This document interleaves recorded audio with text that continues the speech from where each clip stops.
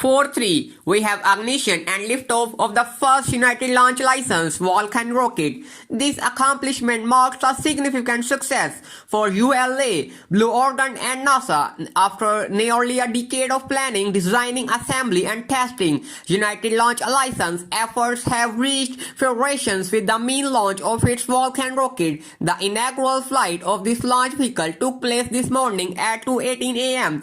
Eastern from Space Launch Complex 41 at Cape Canaveral Force Station as the countdown approached 6 hours, making 8 p.m. on Sunday. The launch complex received the green light for clearance. Within hours, the preparations ahead entering a highlighted state of readiness that ended the chilling process for the feed lines, gearing up of the imminent tanking producers. Following the completion of all polls, the entire launch team, including engineering specialists and leaderships, agreed to proceed to the final phase of the countdown without any interruptions, and countdown progressed smoothly and movements before liftoff of the rocket engines ignited, propelling the vehicles into the dark morning skies of Florida. Within less than 2 minutes of the flights, the rocket's two smaller side booster decayed and liquid methane and liquid oxygen fueled rocket emitted hunting blue glow as the ascended into space. Now here's an impressive details. Vulcan is loaded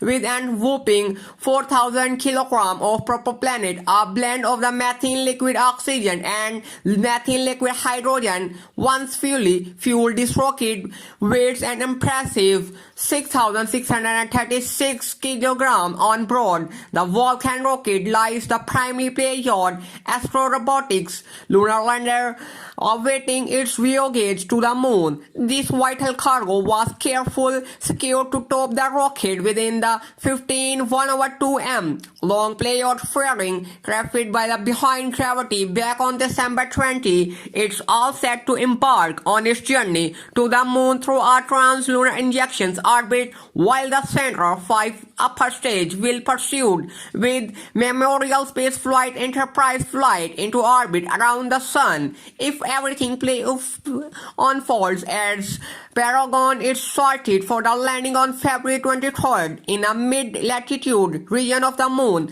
known as famously recognized as the Bay of the Sickness. Don't ask me why what he leading America back to the surface of the moon of the first time since Apollo is a movement. Honor exploits aerobotics CEO John Thorne ahead of the launch until now achieving a soft landing on Earth.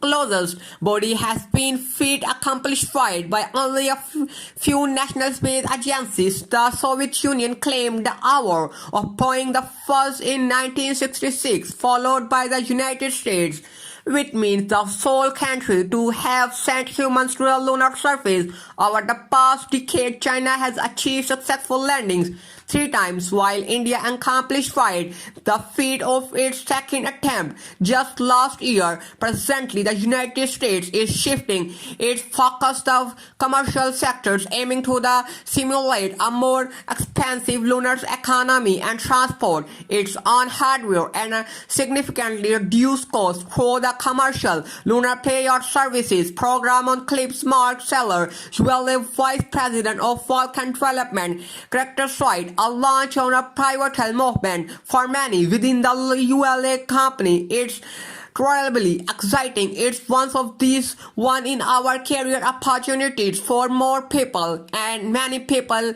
go through their whole career without ever getting this opportunity. Said it's been a lot of hard work, but it's really helped, and it's ULA obviously develop our capabilities into bringing new products to the market. ULA President and CEO Tory Barno formally announced Vulcan of the World on April 13 on 2025, about 7 months after this announced partnership with Blue Origin to acquire BE-4 engines to power the booster stage of its new rocket that transitions away from the Russian RD-180 engines, which were the Atlas V rockets seen from the US governor's Brazil following Russia 2014 of Crimea, originally sorted for its irregular flight in 2019. The rocket faced development delays coupled with setbacks in the delivery of the BE-4 engines. Astro Robotics CEO John Theron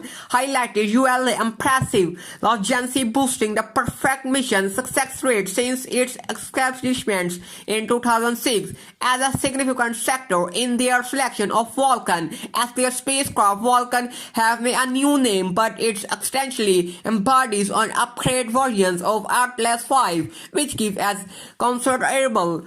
Theron mentioned they have been an exceptional partner throughout the years, aiding in the development of its capabilities within their rocket. In addition, Theron highlighted their financial nothing that they needed solutions to fund their lunar land flight. Being part of Vulcan depth flight was deemed a significant risk, but it greatly facilitated their financial agreements, whose United launch license first flight of Vulcan.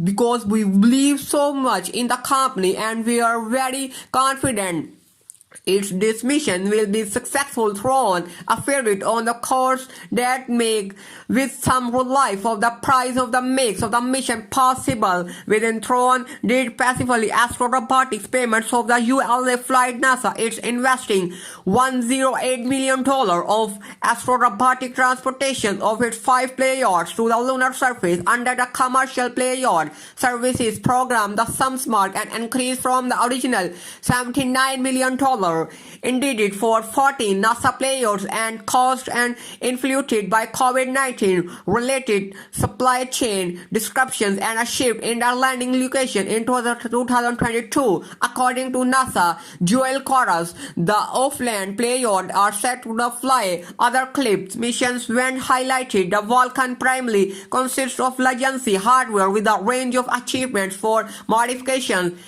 Variants with ULA believes contributions to boosting confidence with the expansion for the BE-4 engines. All our hardware of there we have been part of previous Atlas of the Delta flights, catering of various customers' missions. One explains this track record has provided us with the confidence of extend our support to NASA as Astro Robotics missions to furthermore. German is supplying a hatchet variant in its solid rocket booster of the mission. The pairs of GEM 63 by 1 engines in combustion action within the BE-4 will yield just over 2 million pounds of thrust during liftoff. In future, Vulcan rockets are parental up to 6 engines could yield a maximum thrust of 3.3 million. The thrust varies across different rockets. A Falcon 9 generators about 1.7 million PB, while a Falcon Heavy boosts 5.1 million. Atlas by achieves 2.3 million pounds in its most reboost configurations, and the Delta 4 Heavy hits 2.1 million. NASA SLS impressive the 8.8 million pounds of thrust, where SpaceX New Starship and Super Heavy produce estimated 17 million pounds of the thrust. Vulcan does provide extremely good vehicles, is very competitive in the marketplace. Said what's unique about Vulcan and what we originally set out to provide a rocket what had all the capabilities of Atlas and Delta in a single system, and we achieved after actually a vehicle that was performance was even greater than the 3-body Delta 4 Heavy accomplishment, and the system meets the deserved needs to the commercial, civil and national security space customers, catering to various destinations like low orbit, orbit generative orbit, and even interplanetary missions such as the assets of flight. We've been able to achieve our vehicles that goes to more medium or heavy lift off in a single core configuration. We said we do that by flexibility to add solid rocket boosters forward. It's provide heavy lift capabilities within a single core rocket and providing extreme value for our customers. So our very flexible rocket that is very competitive in a marketplace. This initial launch for ULA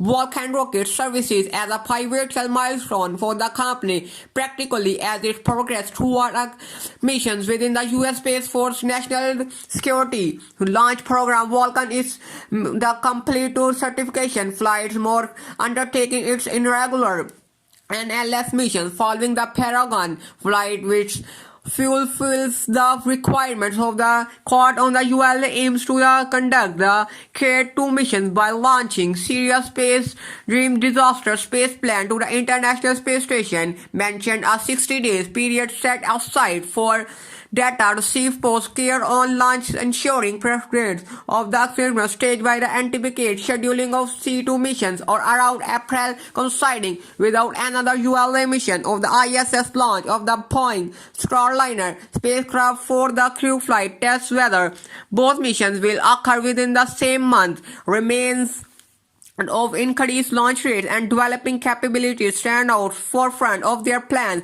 with multiple missions linked by the prospect of the highlighted and a pivotal milestone and advancements. Do you anticipate of the ULA future endeavors?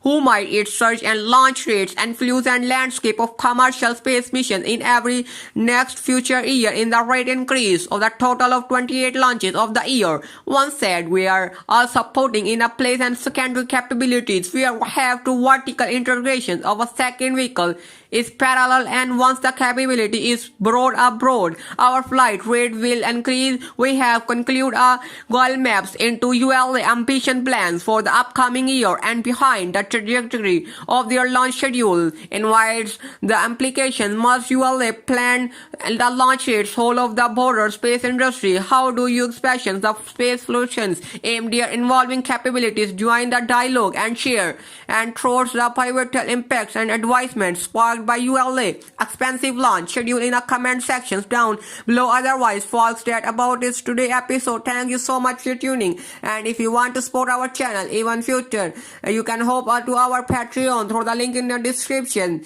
Sign below and Patreon to today to gain access to exclusive content. Sound existing right. In any case, still appreciate our generosity and our passion for space exploration. As always, this is Calvin from Spacex Saga, and until next time, keep looking up.